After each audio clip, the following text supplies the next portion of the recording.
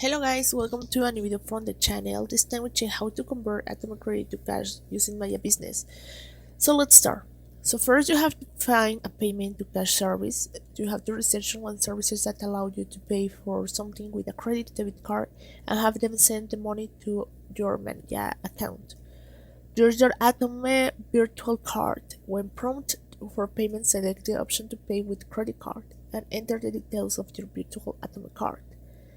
Number 3. Receive funds in Maya. The service will be then sent to the money to your managed account.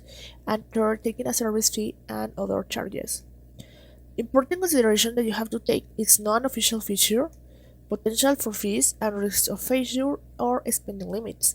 So this is no official way to do it, guys. You can try it, of course, but it's no official way.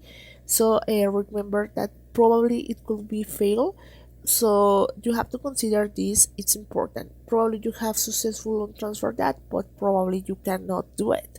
So after you consider this, well, you can try it to do it without any problem. So guys, well, I hope this works for you. Thank you for watching this video. Remember to subscribe and don't forget to give us thumbs up to this video.